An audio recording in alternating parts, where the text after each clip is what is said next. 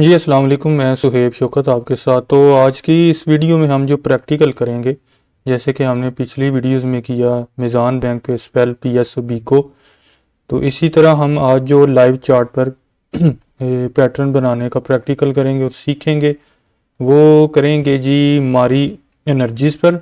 तो आ जाएं, गूगल पे चलते हैं। तो गूगल पे हम इधर लिख लेते हैं SCS ट्रेड लाइव चार्ट। जब ये लिखेंगे तो ये पहला लिंक आ जाएगा, PSX live real time advance charting tool. इस पे क्लिक करना है, इस लिंक पे।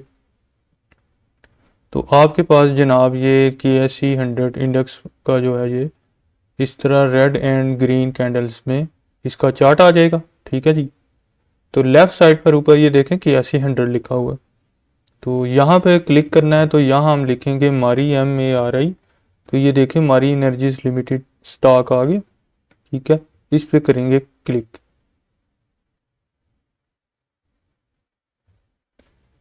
हमारी एनर्जीज का इस पे करेंगे क्लिक तो ये आ जाएगा। ये क्यों एरर आ रहा है,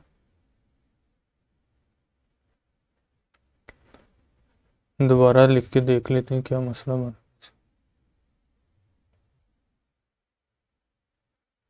जी जी, ये हमारी का आ गया। तो अब हम इसको थोड़ा सा वाइड कर लेते हैं, थोड़ा चौड़ा खुला कर लेते हैं, ताकि हम अपनी पैटर्न के लिए ट्रेंड लाइंस को अच्छी तरह से ड्रा कर सकें। ठीक है जी। तो ये हमने इसको थोड़ा खोल लिया है जी, चौड़ा कर लिया है। तो अब हम कुछ सवालात है वो जानेंगे कि स्टॉक का इस टाइम पैटर्न कौन सा है, स्टॉक इस टाइम किस लेवल पर है, बॉटम पे, मिड पे, टॉप पे। तो अगर ऑलरेडी बाइंग की हुई है तो एवरेज करना कब बेहतर रहेगा, न्यू बाइंग कब करें, क्या स्टॉक स्टॉक में बायर्स का इंटरेस्ट मौजूद है अभी भी, और ब्रेकआउट कब किस प्राइस पर हो सकता है। आज हम हमारी के इन सवालात का जवाब देखेंगे। तो लेफ्ट साइड पर ऊपर ये देखें एक लाइन सा बना हुआ है, इस पे साथ ही एक छोटा सा ये देखें एरो का निशान है, इस पे क्लिक करेंगे तो ये हमारी लाइंस की बार ओपन हो जाएगी। सबसे पहला ट्रेंड लाइन ब्लू कलर में ये जो है, इस पे क्लिक करेंगे। अब हमने हाइज और लोज को मिलाना है। यहाँ क्लिक दबा के रख के मैं इसको खींच रहा हूँ, वो खींच के छोड़ के क्लिक करूँगा तो ये हमारी लाइन ऐसे आ जाएगी। तो अब हम इसको पकड़ कर थोड़ा इसके बिल्कुल विक के ऊपर, हाइज के ऊपर सही एग्जैक्ट सही तरह इसको एडजस्ट करते हैं, इसको जोड़ेंगे तो ये हमारी ये ऐसे जुड़ गई जनाब। इसी तरह अब हम इस ट्रेंड लाइन एक और लेंगे और इसको नीचे से भी ऐसे ही जोड़ने की कोशिश करते हैं।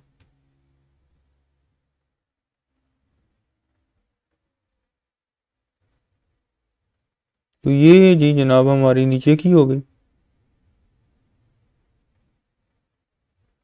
तो इसमें कुछ सीन कुछ ऐसा है कि सवालात देख लेते हैं, फिर उनके जवाबात पे हम देखते हैं कि क्या क्या प्राइसेस निकल सकती हैं। पहला सवाल क्या था जी, स्टॉक का इस टाइम कौन सा पैटर्न है। तो ये फॉलिंग जो है ये चैनल है, क्योंकि लाइनें आपस में दूर दूर हैं तो ये चैनल बन रहा है।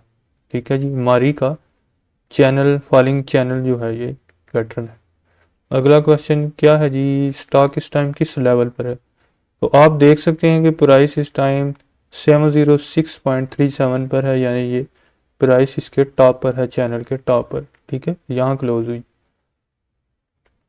अगला क्वेश्चन क्या है जी, अगर ऑलरेडी बाय किया हुआ है तो हम इसकी एवरेज कब करना हमारे लिए बेहतर रहेगी। तो इसको चार्ट पर ज़रा देख लेते हैं। तो ये देखें जी, यहाँ इस टाइम प्राइस प्राइस है। तो इसकी आपने थोड़ा सा, अगर तो ये ब्रेकआउट हो गया तो अच्छी बात है, ये लाइन क्रॉस कर की प्राइस। ठीक है। तो अगर ये इसने ना की प्राइस, ये फिर नीचे की तरफ आने लग पड़ी, जैसे ये देखें 13 अक्टूबर को आ गई ये रेड कैंडल नीचे आ गई। इसी तरह ये 3 नवंबर, 4 नवंबर ये नीचे आने लग पड़ा सिलसिला, क्योंकि ये देखें ना ये प्राइस ऐसे आ रही है, ट्रेंड लाइन देखें ये ऐसे ऐसे प्राइस ऊपर गई। ठीक है जी। फिर उसके बाद जो है ये इसने जिगजैग ऐसे नीचे किया। ठीक है। फिर इसी तरह ये फिर प्राइस ऊपर गई। ठीक है, ऐसे। तो ये जिगजैगिंग करके ना इस चैनल में जिगजैगिंग हो रही है, ये ऐसे, ये देखें। तो अभी जो है ये टॉपर है इसका, ये ऐसे। तो अभी हमने ये देखना है, इम्पॉर्टेंट और दिलचस्प बात ये होगी कि अगले आने वाले 3-4 दिनों में क्या ये लाइन क्रॉस अप हो जाती है या ये फिर नीचे की तरफ ये अपना सफ़र तय करेगा हमारी। ये देखें ऐसे। तो ये बड़ी दिलचस्प चीज़ है। तो अगर तो इन केस ये नीचे की तरफ आ गया तो आपने इसको 670 पर थोड़ा सा यहाँ पर इधर इधर जो कैंडल होगी 670 पर आपने थोड़ा एवरेज कर लेना। तो एवरेज करने के लिए आपको 670 की प्राइस पे इसको एवरेज करना है।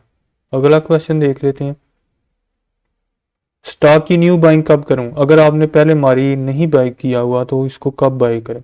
तो चैनल के टॉप पर बाय करना तो बिल्कुल ही गलत बात होगी। हमने बाय करना है डिप पे, जब प्राइस बॉटम पे होगी, जैसे ये 13 अक्टूबर को थी या ये 6 नवंबर को थी। इसी तरह अब हम वेट करेंगे इसका नीचे आने का। तो न्यू बाइंग रिकमेंडेड है। ये यहाँ पर आप 665 पर जो है ना वो न्यू बाइंग कर सकते हैं। यहाँ पर अपना 70% जो है वो पोर्टफोलियो यूटिलाइज कर लें और इसके वो नज़दीक यहाँ पर जो है वो 640 पे भी जितना ये नीचे आपको बेहतर है उतना पर आपको यहाँ पर न्यू बाइंग करें। सेकंड बाइंग तो बेहतर है क्योंकि बॉटम एरिया में करनी है। तो ये 640 से लेके 665 तक बड़ा अच्छा इसका एरिया है न्यू बाइंग करने। तो अगर आप डिप पर बाय नहीं करना चाहते, अगर आप ब्रेकआउट लवर हैं कि जब प्राइस ब्रेकआउट होगी चैनल से बाय निकलेगी तो मैं तो तब बाय करूँगा। तो अगर आप ये चाहते हैं तो फिर जिस दिन प्राइस 710 पर यानी क्लोज हो जाए, इस लाइन के ऊपर कैंडल अच्छी एक ग्रीन क्लोज हो जाए, तो फिर भी आप इसको बाय कर सकते हैं। तो आपके बाद उसके बाद चैनल ब्रेक होने के बाद आपका पहला टारगेट 725 हो जाएगा। ठीक है, 725 पहला टारगेट। उसके बाद जो है वो 760 दूसरा टारगेट और तीसरा यहाँ पर ये देखें, इसको मैं थोड़ा रेंज वाइज भी देख लेते हैं कि यहाँ पर ब्रेकआउट हुआ तो आपका इधर मैंने इसको पकड़ के रखा तो ये 785 आपका मज़ीद लॉन्ग में भी टारगेट जा सकता है। तो ब्रेकआउट 710 के ऊपर अगर क्लोज हो गई 710 तक कैंडल, चैनल इस लाइन से रेजिस्टेंस लाइन से बाहर निकल गई, कैंडल क्लोज हो तो 725 पहला टारगेट, 760 दूसरा और 780 आपका तीसरा टारगेट हो जाएगा in case of channel breakout. लेकिन ये अगर इसने नीचे की तरफ अपना रास्ता शुरू कर दिया तो वो मैंने आपको जैसे बताया कि आप जो है इसकी न्यू बाइंग इधर 640 650 की रेंज में आप थोड़ा थोड़ा मज़ीद डीपर आता जाए तो उसमें बाय करते जाएं। तो ये था जी मारी का हिसाब किताब। उम्मीद है आपको वीडियो इन्फॉर्मेटिव लगी होगी। अपना ख्याल रखिएगा जी, मिलते हैं नेक्स्ट वीडियो में। अल्लाह हाफिज़।